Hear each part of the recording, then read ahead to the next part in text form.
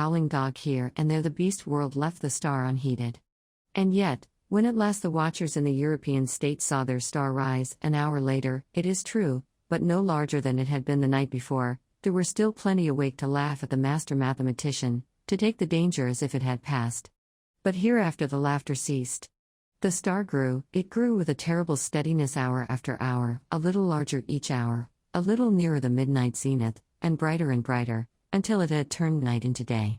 Had it come straight to the earth instead of in a curved path, had it lost no velocity to Jupiter, it must have leapt the intervening gulf in a day, but as it was, it took 5 days altogether to come by our planet.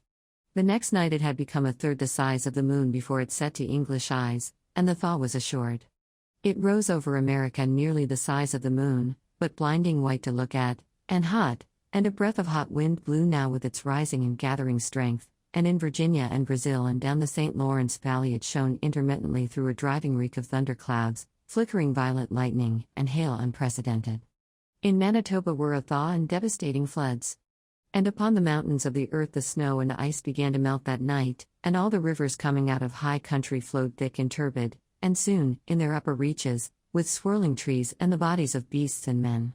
They rose steadily in the ghostly brilliance, and came trickling over their banks at last, behind the flying population of their valleys. And along the coast of Argentina and up the South Atlantic tides were higher than they had ever been in the memory of man, and the storms drove the waters in many cases scores of miles inland, drowning whole cities. And so great grew the heat during the night that the rising of the sun was like the coming of a shadow. The earthquakes began and grew until all down America from the Arctic Circle to Cape Horn hillsides were sliding, fissures were opening, and houses and walls crumbling to destruction. China was lit glowing white, but over Japan and Java and all the islands of Eastern Asia the great star was a ball of dull red fire because of the steam and smoke and ashes the volcanoes were spouting forth to salute its coming. Above were the lava, hot gases, and ash, and below the seething floods, and the whole earth swayed and rumbled with the earthquake shocks.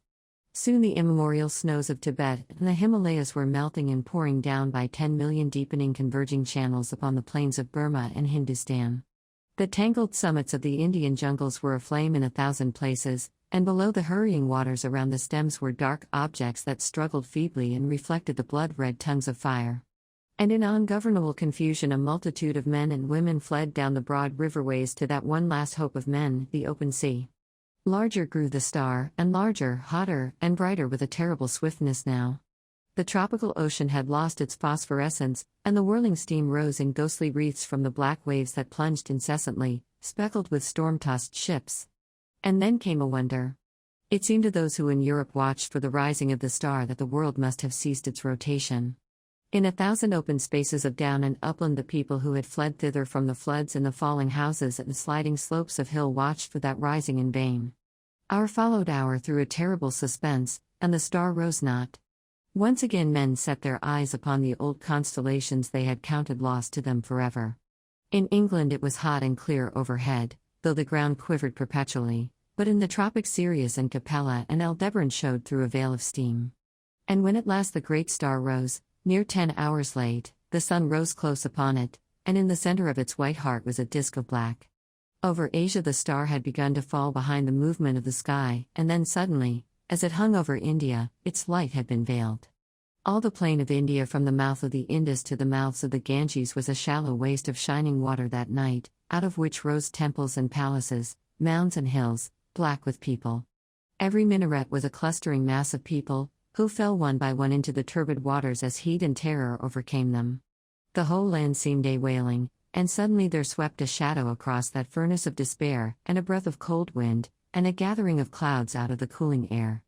Men looking up, nearly blinded, at the star, and saw that black disk creeping across the light. It was the moon, coming between the star and the earth. And even as men cried to God at this respite, out of the east with a strange, inexplicable swiftness sprang the sun. And then star, sun, and moon rushed together across the heavens. So it was that presently, to the European watchers, star and sun rose close upon each other, drove headlong for a space, and then slower, and at last came to rest. Star and sun merged into one glare of flame at the zenith of the sky. The moon no longer eclipsed the star, but was lost to sight in the brilliance of the sky.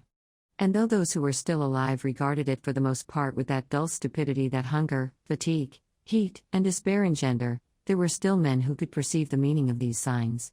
Star and earth had been at their nearest, had swung about one another, and the star had passed. Already it was receding, swifter and swifter, in the last stage of its headlong journey downward into the sun. And then the clouds gathered, blotting out the vision of the sky, the thunder and lightning wove a garment around the world, all over the earth was such a downpour of rain as men had never seen before, and where the volcanoes flared red against the cloud canopy there descended torrents of mud.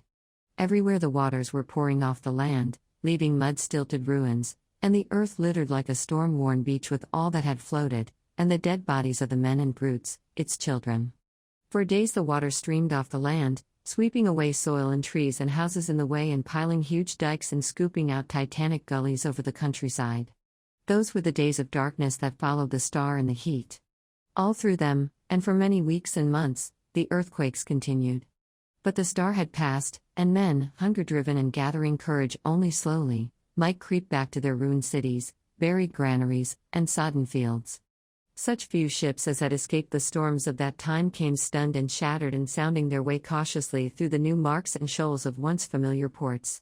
And as the storm subsided, men perceived that everywhere the days were hotter than of yore, and the sun larger, and the moon, shrunk to a third of its size, took now fourscore days between its new and new. But of the new brotherhood that grew presently among men, of the saving of laws and machines, of the strange change that had Iceland and Greenland the shores of Baffin's Bay, so that the sailors coming there presently found them green and gracious, and could scarce believe their eyes, this story does not tell. Nor of the movement of mankind, now that the earth was hotter, northward and southward towards the poles of the earth. It concerns itself only with the coming and the passing of the star. The Martian astronomers, for there are astronomers on Mars, although they are different beings from men, were naturally profoundly interested by these things. They saw them from their own standpoint, of course. Considering the mass and temperature of the missile that was flung through our solar system into the sun, one wrote, "It is astonishing what little damage the Earth, which it missed so narrowly, has sustained. All the familiar continental markings and the masses of the seas remain intact, and indeed the only difference seems to be a shrinkage of the white discoloration, supposed to be frozen water, round either pole. Which only shows how small the vastest of human catastrophes may seem at a distance of a few million miles."